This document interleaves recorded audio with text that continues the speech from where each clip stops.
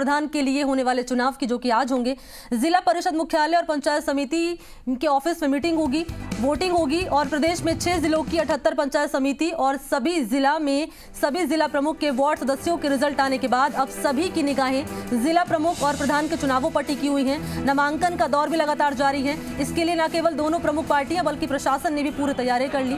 राज्य निर्वाचन आयोग के शेड्यूल के मुताबिक जिला प्रमुख और पंचायत समिति प्रधान का चुनाव होगा और उप जिला प्रमुख और उप प्रधान का चुनाव इसके बाद यानी कि कल 7 सितंबर को होना है। जिला प्रमुख और उप जिला प्रमुख के लिए चुनाव की प्रक्रिया जिला परिषद ऑफिस में होगी। जयपुर की बात कर ली जाए तो यहाँ पर नगर निगम, हेरिटेज और ग्रेटर नगर निगम में मुखियाएं हैं जो महिलाएं होंगी और अब चुनाव के बाद जयपुर जिला प्रमुख की कमान भी महिला के हाथ में आ जाएगी। क्या नाम है? तो 10 से 11 बजे तक का समय रखा गया था जब नामांकन किया जाएगा और आज प्रधान और जिला प्रमुख के चुनाव होंगे। 3 बजे काउंटिंग शुरू हो जाएगी और उसके बाद ही आपको बता दें कि 3 बजे वोटिंग की प्रोसेस शुरू हो जाएगी और उसके बाद काउंटिंग की प्रक्रिया शुरू हो जाएगी। यानी कुल मिलाकर ये कि आज तस्वीर साफ हो जाएगी। और देखिए, ग्राफिक्स के जरिए आपको बताने की कोशिश कर रहे हैं कि अब तक किन किन ने नामांकन अपना दाखिल कर दिया है।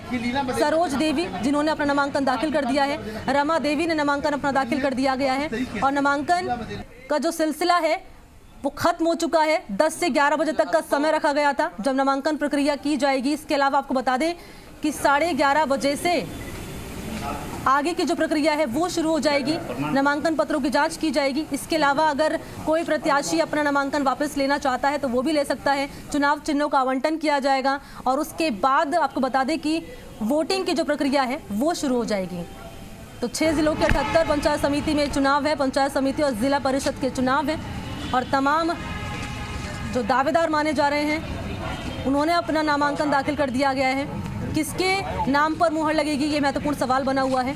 बता दें कि आज प्रधान और जिला प्रमुख के चुनाव होंगे और वोटिंग आज ही शुरू होगी दोपहर 3 बजे। उसके बाद काउंटिंग की प्रक्रिया शुरू कर दी जाएगी। यानी कुल मिलाकर ये कि आज ही तस्वीर साफ हो जाएगी।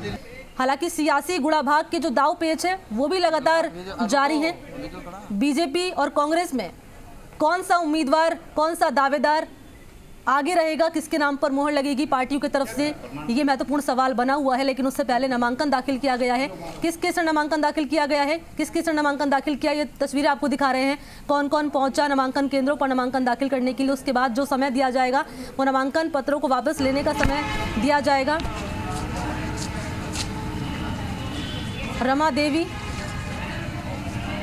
इन्होंने नामांकन दाखिल कर दिया गया है। जिला परिषद में जिला प्रमुख के चुनाव हैं आज। जयपुर और जोधपुर में जुटे हैं बीजेपी के रणनीतिकार जो कि पूरी रणनीति बनाएंगे। प्रदेश अध्यक्ष सतीश पूनिया लगातार संपर्क में हैं इनके। राजेंद्र राठौड़ और वासुदेव देवनानी भी अपने स्तर पर जुटे हुए हैं और सवाल अब ये बना है, क्या राजधानी में सरकार की नाक के नीचे हो सकेगा बड़ा उलटफेर। और सवाल ये भी, क्या जोधपुर में पूनिया दिखा पाएंगे अपनी जादूगरी। और अगर उलटफेर साबित हुआ तो साबित होगा यहाँ पर पूनिया का रणनीतिक कार्यकौशल। इसके अलावा बता दें कि कांग्रेस की बागी रमा देवी को सिंबल देकर 1 वोट का जुगाड़ किया गया है बीजेपी की तरफ से और अब जयपुर में बीजेपी को महज 1 वोट की दरकार है।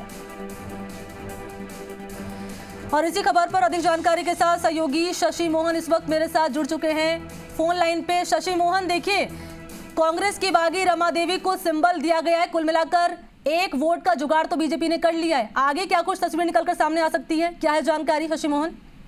देखिए मनी, बीजेपी के पास में 24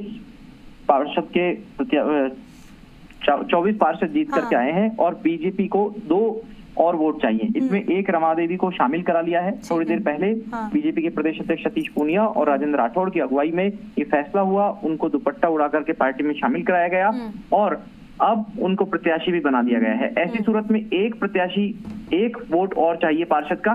चाकसू विधानसभा क्षेत्र के 2 प्रत्याशी जो गायब बताए जा रहे थे उसमें से 1 रमा देवी हैं। एक जो अन्य प्रत्याशी है वो भी बीजेपी के संपर्क में होने का दावा किया जा रहा है। उधर चाकसू के जो विधायक हैं वेद प्रकाश सोलंकी, उनका कहना है कि उनका संपर्क नहीं हो पा रहा है इन पार्षदों से।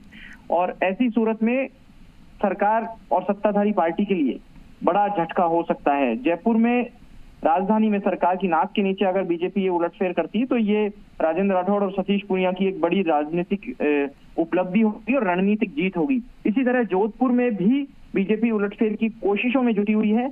वहां सोशल इंजीनियरिंग के आधार पर बीजेपी लगातार जुटी हुई है।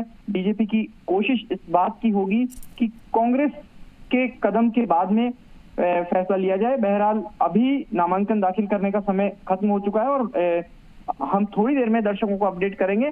और सबसे बड़ी बात यह है कि जयपुर में लंबे समय बाद बीजेपी को झटका लगा था, लेकिन उस झटके से उबरने की कोशिश में बीजेपी ये रणनीतिक पहल करते हुए कांग्रेस के कैंप में सेंधमारी कर चुकी है। जी शशि मोहन, देखिए जिस तरीके से आपने बताया कि अब एक वोट की दरकार है, आपने ये भी बताया है कि ये भी हो सकता है कि क्या कांग्रेस का कोई भी एक उम्मीदवार वो बागी हो जाए कांग्रेस के और वो बीजेपी के खेमे में आ जाए। कोई ऐसा नाम निकलकर फिलहाल सामने आ रहा है अभी शशि मोहन? मनी देखिए, बीजेपी का कहना है कि केवल एक नाम ऐसा नहीं है जो क्रॉस वोटिंग करेगा, बल्कि एक से ज्यादा ऐसे पार्षद हैं कांग्रेस के जो बीजेपी के पक्ष में आएंगे। हालांकि अभी यह बात सिर्फ दावों तक सीमित है, लेकिन जब वोटिंग में कांग्रेस के कैंप के साथ में कौन कौन आता है उस पर सबकी नजर रहेगी। और क्या जो वोटिंग में कांग्रेस के कैंप में आ रहे हैं, कांग्रेस की गाड़ी में आ रहे हैं, क्या गुप्त मतदान की फायदा उठाते हुए, गुप्त मतदान का फायदा उठाते हुए क्या ऐसा कोई पार्षद होगा जो बीजेपी के दावे को वास्तव में सच साबित करता हुआ दिखाई देगा? शशि मोहन, एक संक्षेप में आपसे जानकारी लेना चाहूंगी जोधपुर को लेकर। जानकारी ये मिल रही है कि जयपुर और जोधपुर में बीजेपी के रणनीतिकार जुटे हुए हैं, तो क्या ऐसी प्लानिंग बनाई जा रही है फिलहाल पार्टी की तरफ से? देखिए, जहां तक जोधपुर की बात है, पूरी तरह मामला सोशल इंजीनियरिंग पर निर्भर था। जोधपुर में वासुदेव देवनानी प्रभारी हैं चुनाव के, उनके हाथ में कमान थी और वो लगातार इस मामले में कांग्रेस को गच्चा देने की कोशिशों में जुटे हुए हैं।